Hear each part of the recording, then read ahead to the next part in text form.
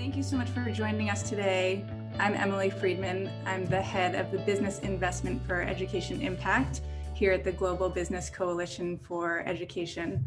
And we're so excited to have you here with us today, so thank you very much. Today, we will be launching our new report, which is called Small and Medium Enterprises, an Untapped Force for Global Education. Fantastic. So we have a really exciting panel coming up this afternoon, but I first just wanted to go over a few housekeeping items and then introduce those of you who don't know us to GBC Education. So for those of you unfamiliar with GBC Education, we are a movement of businesses committed to ending the global education crisis. And our mission is to ensure that every child has the best start in life, a safe place to learn, and skills from the future. And so we do this through leveraging the collective power of businesses, governments, international organizations, NGOs, youth, and other stakeholders to deliver free, equitable, and inclusive education for all. Next slide, please. So this project that we are going to go over with you today is part of an initiative that we call the Business Investment for Education Impact Initiative. It's in partnership with the BHP Foundation. And so essentially it's a multi-year project, and the goal is to build stronger, more informed and impactful networks of businesses with the potential to transform education. We are very excited to be here. This is the culmination of almost 1 year of research. I wanted to really thank GBC Education for holding space and for making space for us to talk about and to look into small and medium enterprises and their contribution to education. To our knowledge, this is the first ever research that looks specifically at small and medium companies and what they're doing when it comes to supporting education. I wanted to give a shout out and thank all the SMEs, the small and medium enterprises that we met and that we interviewed through the course of our research. Companies that are based all over the world, many of whom are here today, from Kenya, Uganda, Nigeria, Brazil, Guatemala, Ireland, the Netherlands, the United States, Lebanon, and much more, the UK.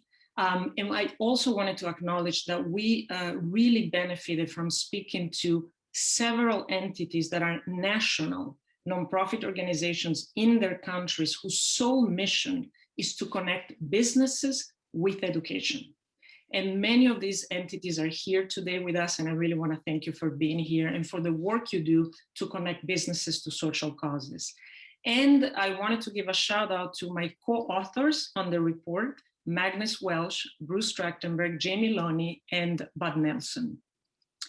So we wanted to understand, and in this research, we sought to understand how are small and medium enterprises around the world supporting education. So why all of this matters? Because do not let yourself be fooled by the small size. As the World Bank points out, small businesses can make up to 90% of businesses globally. And according to the International Labour Organization, they account for 70% of global employment. And what's more, the World Bank also says that formal SMEs in emerging economies can contribute up to 40% of GDP. So let me restate this.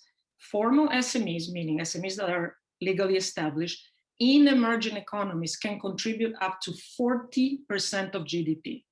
So they may be small companies, but their contribution to the global economy is big. So imagine if a sliver, just a tiny percentage of these companies were to dedicate their support, their corporate social responsibility, their philanthropy, and their social impact to education.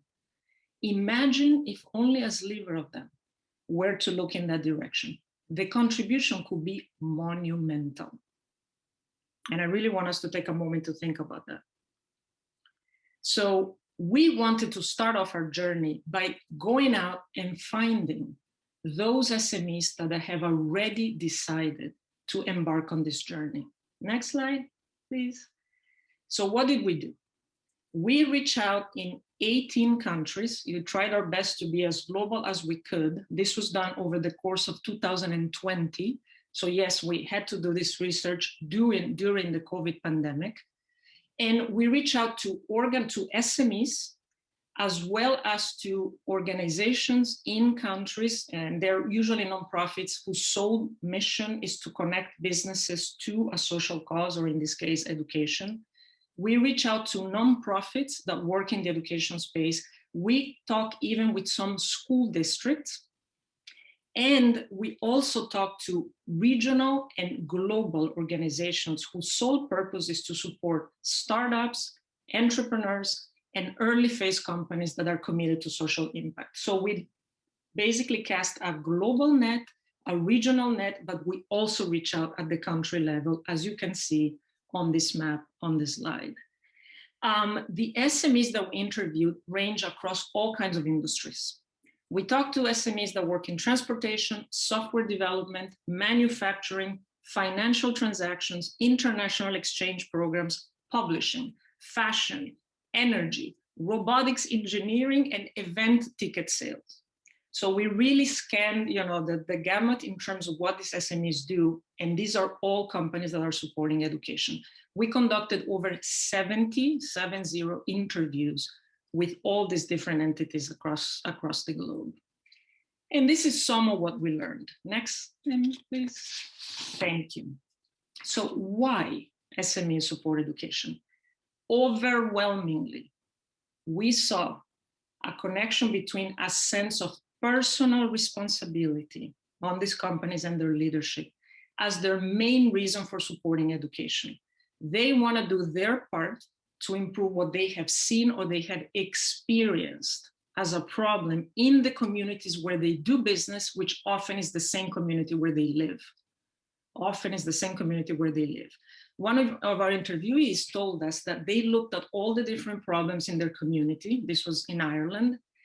And they said, we definitely felt that education and unemployment were areas that we knew we could support. We knew we could make a difference. But they also want to connect young people and help them build vocational skills to spark interest, even in their own line of business. Often out of concerns, the students are just not ready to enter the workforce after completing high school or secondary education, or even after a college or a university degree.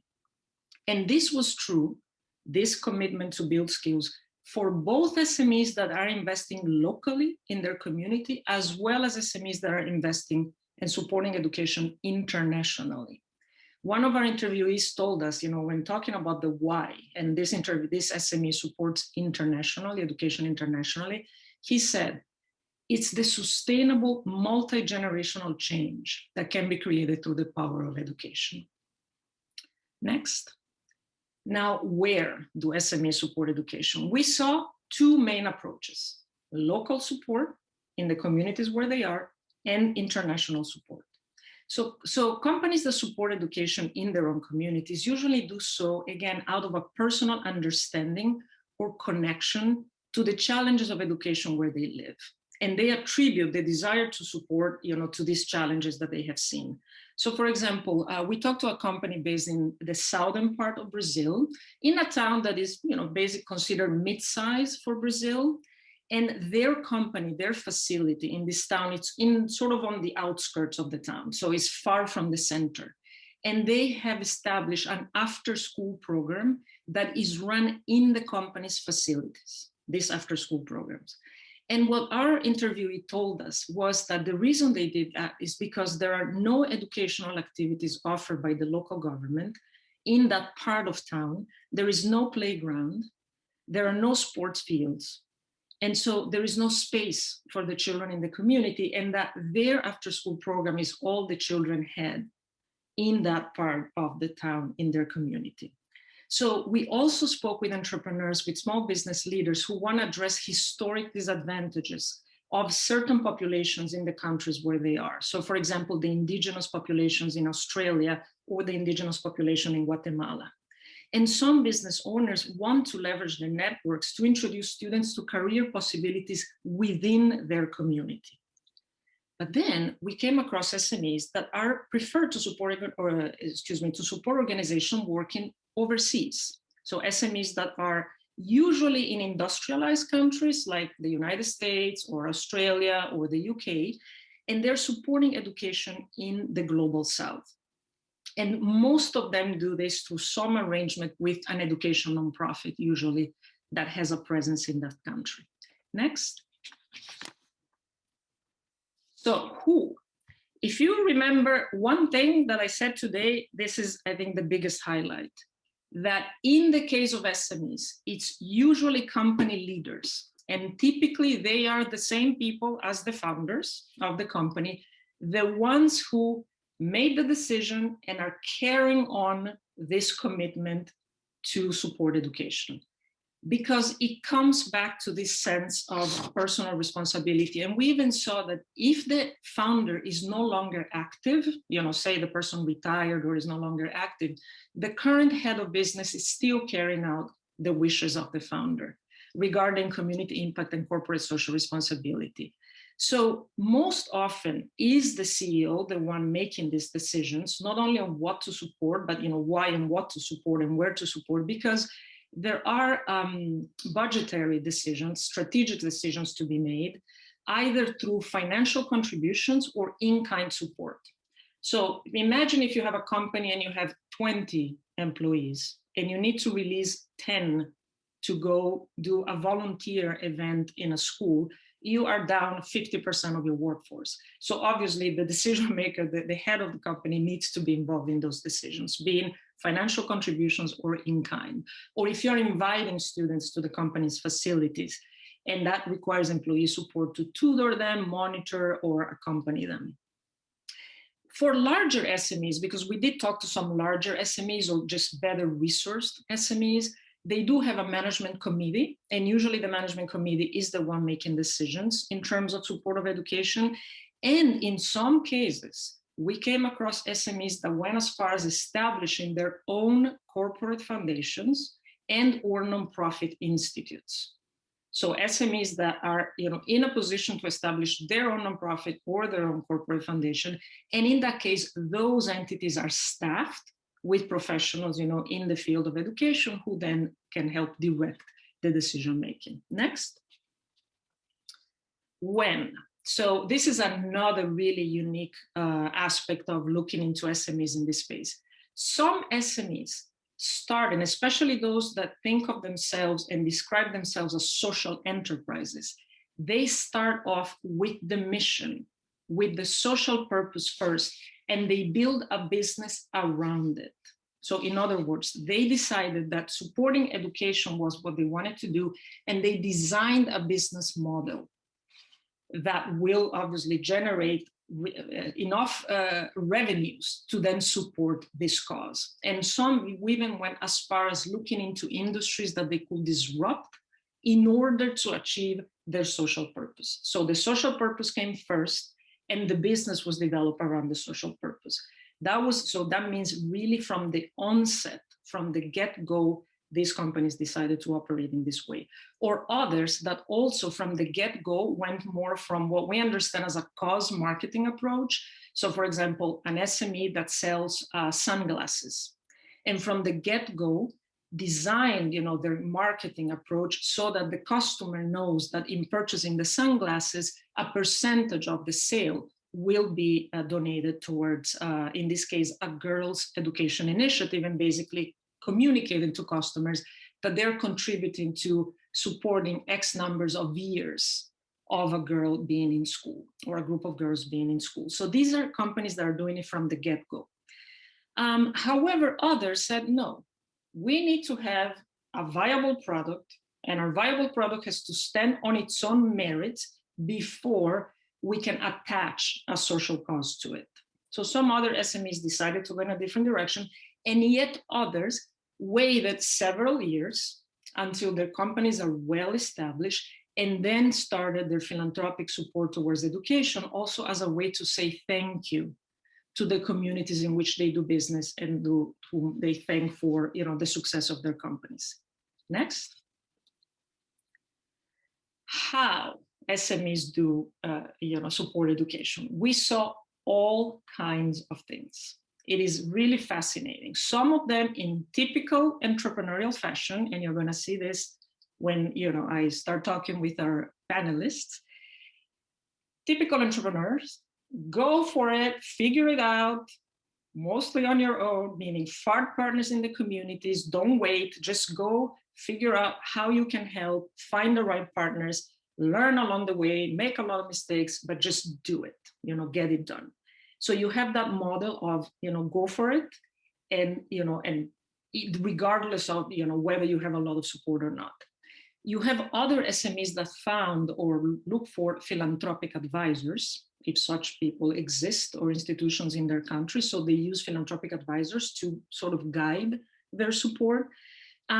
Whereas others work with these very important entities that we really want to highlight, and we mention at length in the report, we discuss at length, which we are calling intermediary organizations, which again, they are national nonprofit organizations. We've seen them in the UK, in Ireland, in Brazil, in Guatemala, whose sole purpose is to connect the business community to opportunities in education. These groups are very important for SMEs, and we really want more SMEs to get involved, because these groups have already vetted programs, education programs that companies can get involved. They already know the schools that need support, and they already have effective ways to get companies involved. So since most SMEs are not going to have the staff in-house to dedicate, to focus on philanthropic support or corporate social responsibility, these entities, these intermediary organizations, prove to be very valuable. So that's just a very important aspect that we want to highlight. And lastly, in terms of the different hows, exactly what it is that SMEs do for this, for education support, we've seen career mentoring, tutoring, job shadowing, funding scholarships, supporting after-school programs, vocational training. They also invest in physical infrastructure and helping physical infrastructure in schools, and even policy advocacy. So please add, this is just a taste of the report. The report is available for you to download and to read, and we hope it's a good contribution to your work. Please type in your questions about the report, or any question you have or comment on this on the Q&As, and we're going to answer as many questions as we can. But without further ado, I want to introduce our panelists and ask them to open their videos and to unmute their mics. Thank you. And I want to welcome today 3 wonderful people who represent the SMEs that we met and interviewed in this process and during this research, and they come from totally different parts of the world. I want to welcome Belinda Borck, who is the impact editor at the Chocolonely Foundation, and she joined us from the Netherlands. Welcome, Belinda. Thank you, Edith. I want to welcome Abideen Olasupo, who is the co-founder of OpabGas, and he joined us from Nigeria. Welcome, Abideen. Hi. And I want to welcome Terrence Southern, who is the CEO and president of HarozTec, and he joined us from Texas, here in the United States. Welcome, Terrence. Thank you. Glad to be here. So I'm going to start with you, Abideen. Your company is a household gas provider, and you're based in Ilorin, which is a city of a little bit over 1 million people in north central Nigeria. Why did you and your company decide to support education there? Thank you very much. I'm excited to be here, especially thanks to GBC for education. Everyone accepts the view that education is imperative to the development of an individual, the nation, and the entire global community. More than 75 million children globally miss out on education they deserve because of conflict, natural disaster, and other crises. Yet, 1 in 5 of the out-of-school children globally is from Nigeria. It is a country of more than 200 million population, with over 12 million out-of-school children as of 2019, and 47.7 and 47.3 are female, especially from the Northeast. you can see that education cannot wait and should not wait. And it should not be left for the government only to take responsibility for it.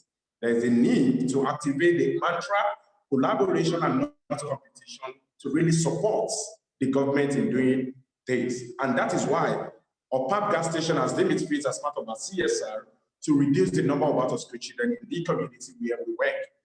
Over the last couple of years of our establishment, we have been able to support 25 out-of-school children to go back to class, with 65% entirely female.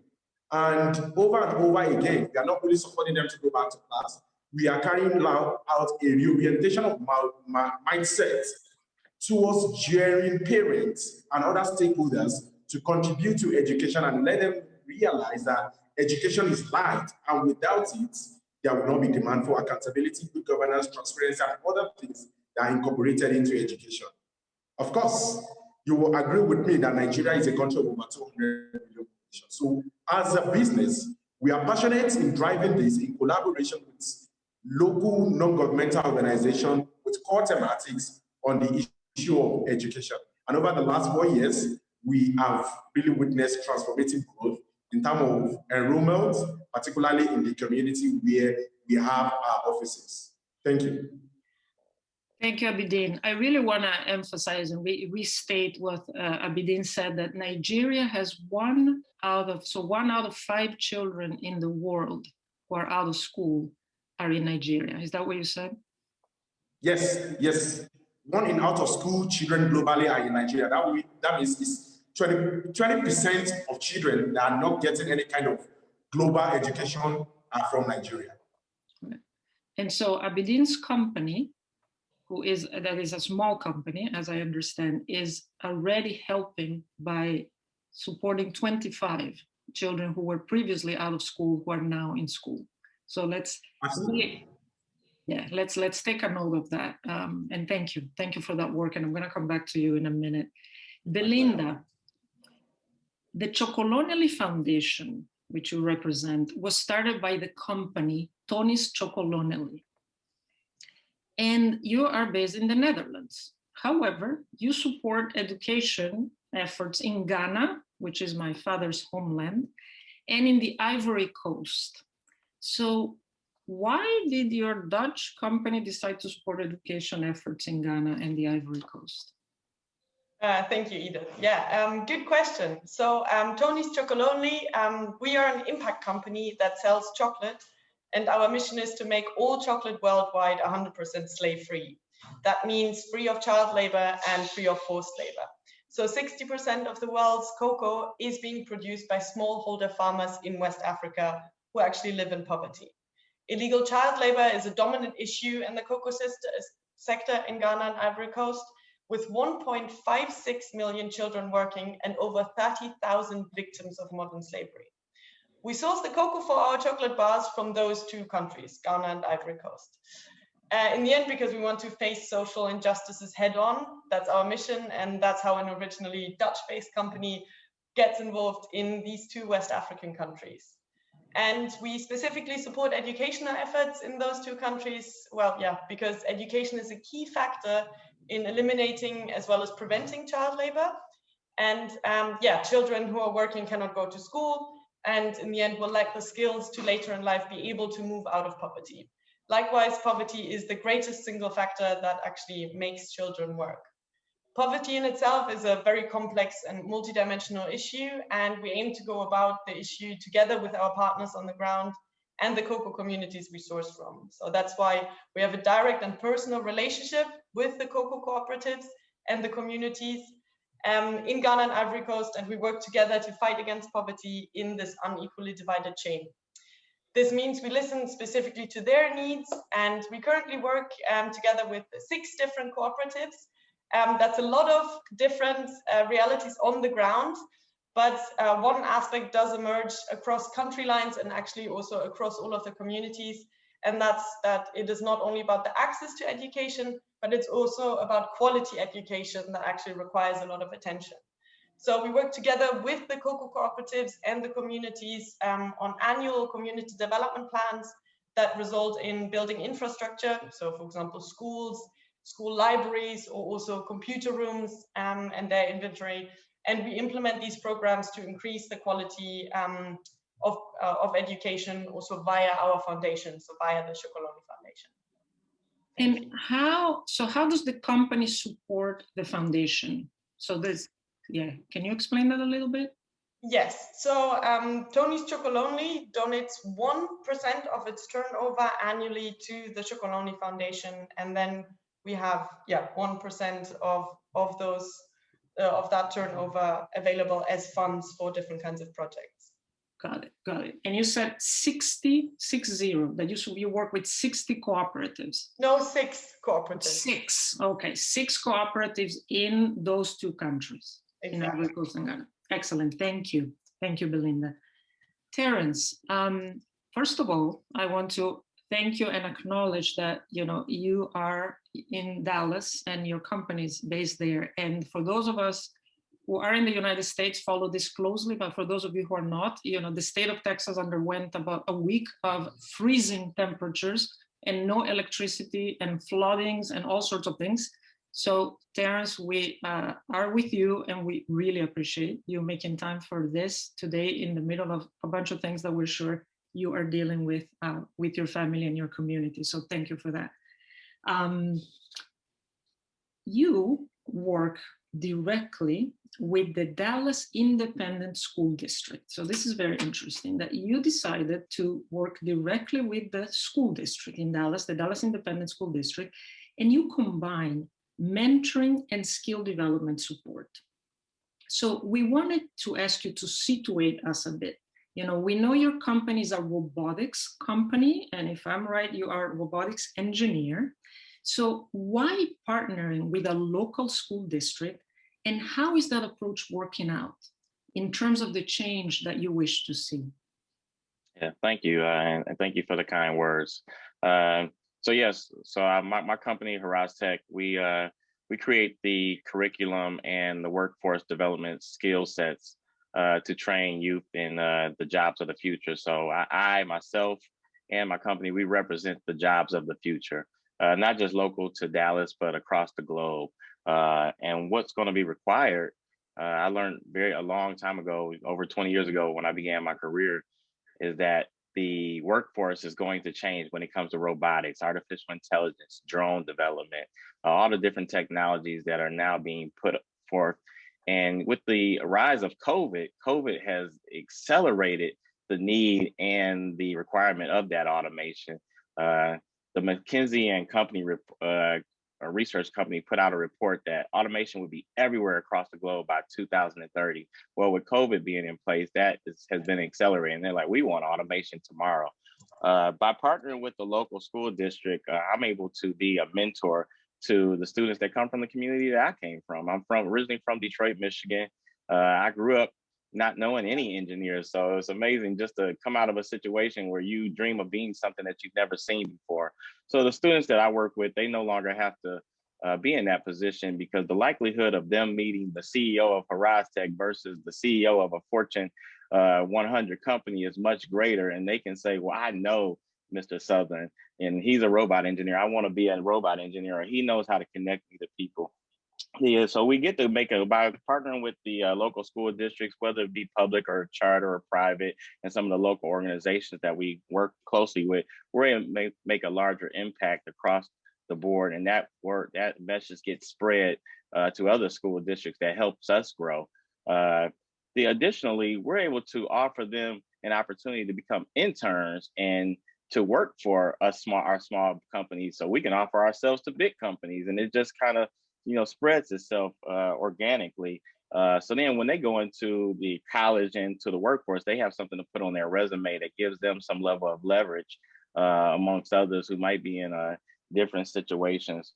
It gives us opportunity to work with a diverse pool of students, and it levels the playing field. And again, it gives them the opportunity to work with someone who can relate to their story and their background, their demographic, whether it be based on, the area, the local area that they might come from, the ethnic background, the languages, or just the fact that I see someone who mirrors what I want to be one day. And it's so rewarding to be able to be in that position. Thank you, Terrence. This is so interesting. And if I'm understanding correctly, you invite other engineers, other people to volunteer, right? And to serve as well as mentors or tutors. Is that right? I think. Well, Terrence? Well, maybe we can come back. Yeah, he may be having some connectivity problems. But you guys, Abideen and Belinda, you see me, right? Okay. Yeah. Okay, so we'll come back to Terrence in a second. But Abideen, I wanted to ask you about obstacles, because I'm pretty sure you faced quite a few obstacles, you know, especially we're talking about children who were out of school and you working and getting them back in school. Can you talk a little bit about sort of the biggest obstacle you faced and how you overcame it? All right, thank you very much. The challenges about education in Nigeria is multifaceted. Can we talk about the education policy? Can we talk about the insufficient funding? Can we talk about some incompetent teachers in some public schools? And can we talk about the lack of interest in education? But as a business, while we are going into the challenges of addressing the education policies and some other stuff like that, the first obstacle I faced was trying to convince my team on the need for us to address the number of out-of-school children and not try training and the training of teachers, not do advocacy for government funding and all of others. That was the first obstacle we have to face. We have to work with data that are not available. And the integral core of our challenges, especially here in Nigeria, is around data integrity. Can we get a concrete data of the percentage of male, female, the age bracket, and the kind of work that their parents do that makes them to be out of school? So I faced the challenge of data. I faced the challenge of convincing my other colleague and team to really buy into that. But I was able to do that because I asked them, without education, can you be here? Without education, can you be able to challenge the government the way you have been demanding accountability and transparency? And without education, would you be able to make meaningful contribution and be at par with all of your colleagues globally? So one way or the other, as a leader who uses no free concept of leadership to really get a buy-in and ensure democratic process in taking decisions, I was able to ensure that they are interested. And the biggest core of our obstacle is getting to convince the parents, because the parent believes in sending the kids out to hawk for them. So when they hawk, they get to bring money back, because you know the poverty level here is on the increase. So the parent believes the only way in which they can feed their own family is to use the students or the kids to hawk. Then in the long run, the money they come with is what they use to eat the second day. So, but with collaboration with traditional rural and religious leaders, we're able to get the support of the parents to ensure that their children get back to school. And advocacy and orientation is at the core of what we do. We don't just go and pick children, then send them back to school forcefully as well. We get to know what are the major challenges. We trace it back to the family. We get to engage the family. We engage the traditional ruler. We engage the religious leader.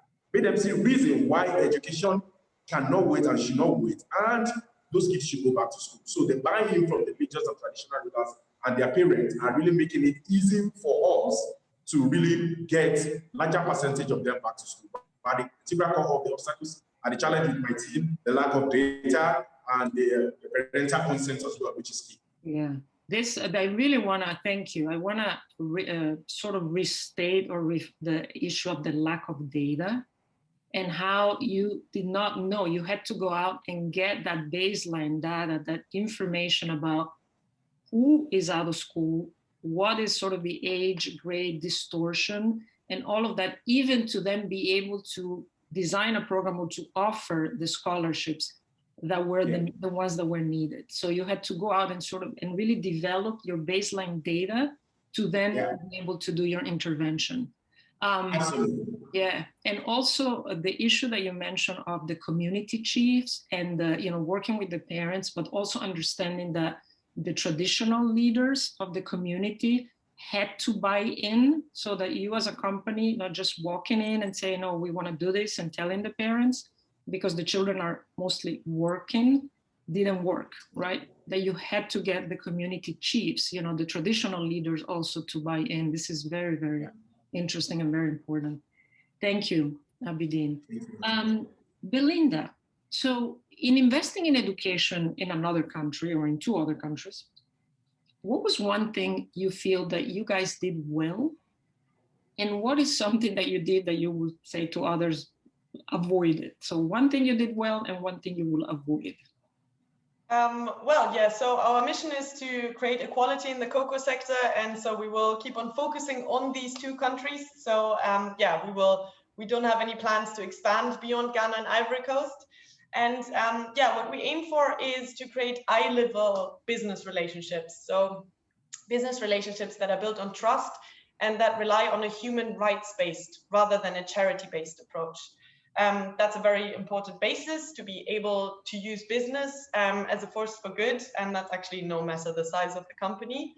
And yeah, I would say the learning process is kind of never over. So we constantly improve, and by listening to our partners and following their guidance on what is actually needed, we can be the most impactful. So it's about the continuous reassessment via annual needs assessments and the resulting plans that we develop together with the cooperatives. And yeah, we aim to roll out a quite far-sighted and sustainable plan to implement access to quality education in all of the communities that we source from.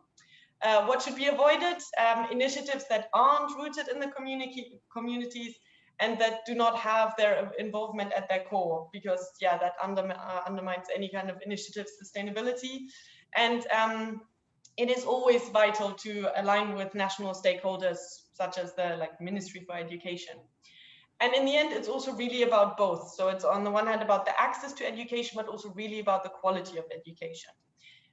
This can especially be achieved by not only doing this individually, because yeah, it's the force of all of us together, no matter the size. And so industry-wide initiatives are needed, which is why we're also partners of strong coalitions and yeah, with other companies in the chocolate and cocoa industry. And yeah, we at the moment, for example, support also the Ivorian government in one of its strategic objectives to combat child labor and provide a good start in life and quality education.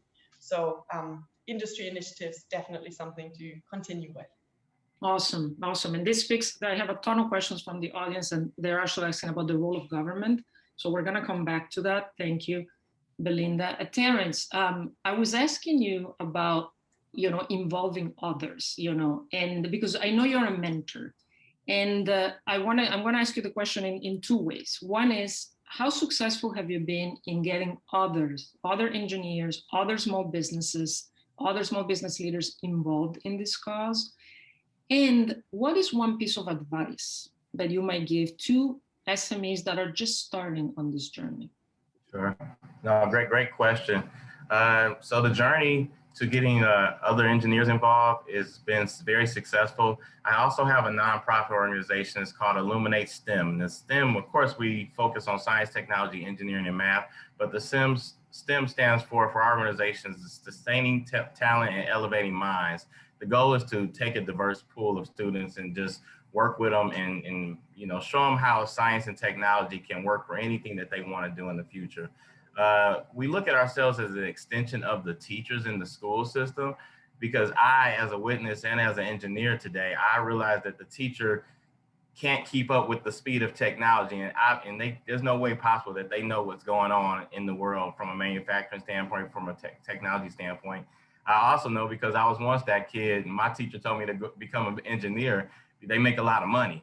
Well, she had no idea what engineers do. So when I look at myself and the team of people that I work with, and the mentors and engineers I bring around the students, I was telling them that we're all like superstars. Like, you wouldn't go ask the #1 baseball player to teach you how to play basketball, right? So, and that's the situation we're in. I think a lot of people believe that the teachers by themselves are all aware of technology, where the jobs are going to be at. And I think that's just a little bit an unrealistic expectation of the teacher to drive them to that point. So it's going to require someone from the industry, someone who's working on future jobs, to say, yes, go into robotics, but here's what robotics do. And we're putting a lot of responsibility on our teachers to make that happen. So in my organization, it gives the kids the opportunity to, you're not going to meet LeBron James today, but you are going to meet the LeBron James of robotics today.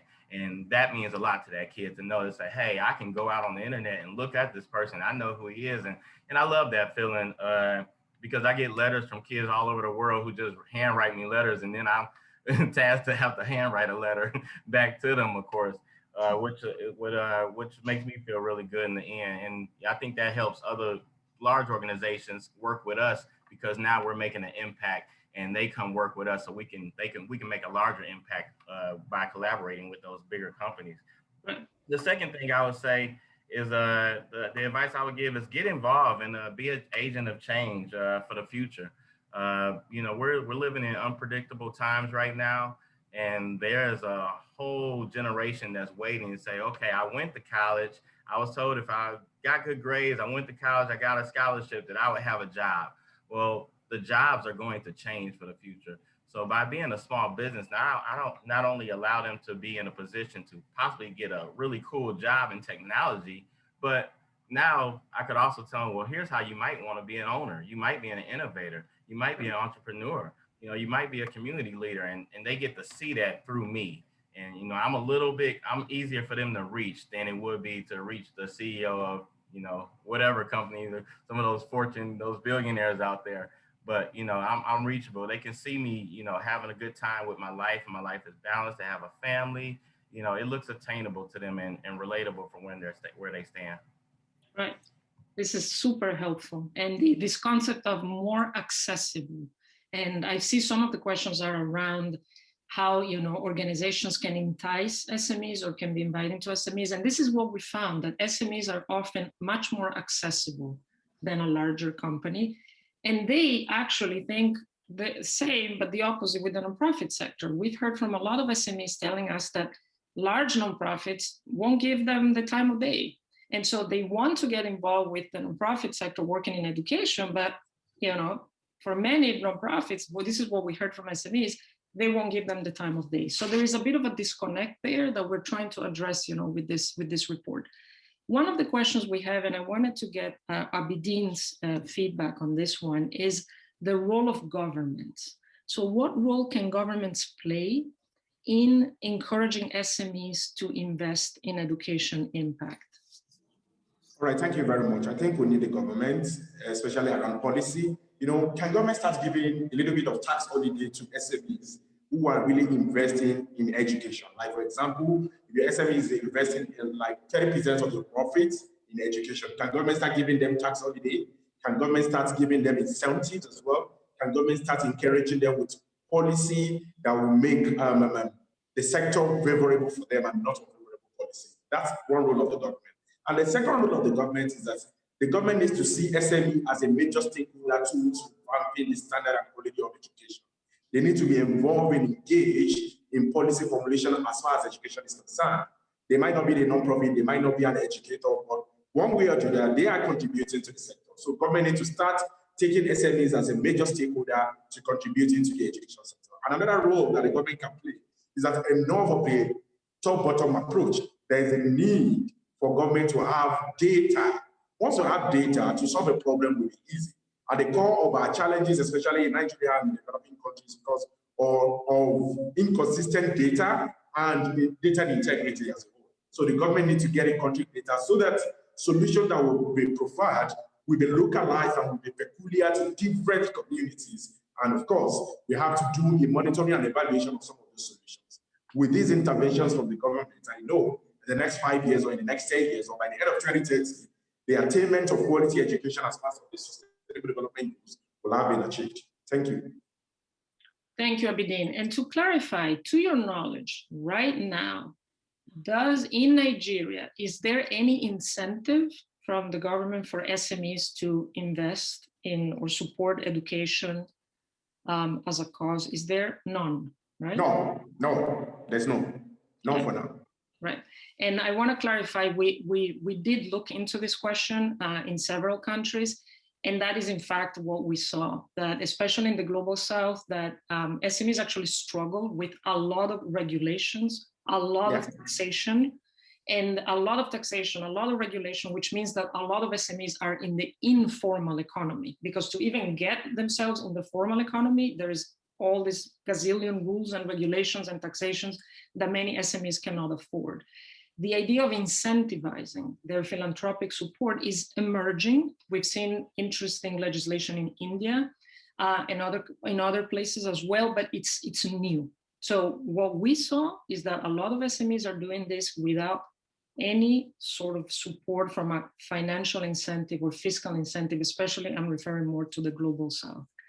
A question that I wanted Belinda and Terrence to answer, as folks are asking, what will be your recommendations in terms of what should be the narrative from an organization that is trying to convince SMEs to work on community development projects?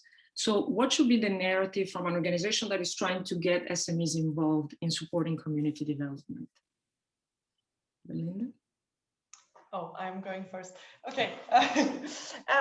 So I would say the narrative to convince other SMEs. So I think it is about working together, right? So that it really can't be done by anyone singularly, but that it needs to be done together. Also because single initiatives that are in a community and then maybe there's another community, I don't know, either 100 kilometers further away where a similar project is being kicked off, and actually there would be a strength in collaborating and just putting these together. I think this kind of, yeah, the force of working together, because that actually does make better business. And the moment that there's a community, I think that is a strength and a coalition, yeah, worth noting. Awesome, thank you. Terrence, what narrative do you think will help convince SMEs to sort of come on board? Oh, you're on mute. You need to unmute yourself. I think some of the narrative that might help an SME, get involved, get more engaged with doing the work in the community would be the incentive to helping them grow and not always be a small enterprise. Working with, different corporations, how partnering might help that small organization grow and promote them to share their story. You see a lot of corporations have commercials where they're sharing small stories about organizations and the work that they're doing. I think if there was more of an incentive and a small business knew that, hey, we get to be on center stage with this large corporation and they're going to share our story so we can spread our story to go further and, go from a Texas all the way to a Guatemala, and going to Brazil and Africa and Europe and whatnot. If that incentive was there, I think there'd be more small businesses jumping in head first to say, I want to be part of the story that you're telling. And I think that would definitely be one of the nuggets that would allow small business to say, we can offer jobs to those kids. We want to grow our business. Today we offer jobs to 10 people, but in the next 3 years, we like to grow to 50 people. How can you help us do that? And I think that will put the small businesses inside the schools and the organizations. Thank you so much. There are a lot more questions, but we don't have more time, but we're going to try to get them to them offline. You guys were fantastic. I want to really thank each of you for what you're doing, where you're doing it, and how you're doing it. And through you, again, the many SMEs that we've had the privilege to interview and to learn from. And all of these stories are in the report.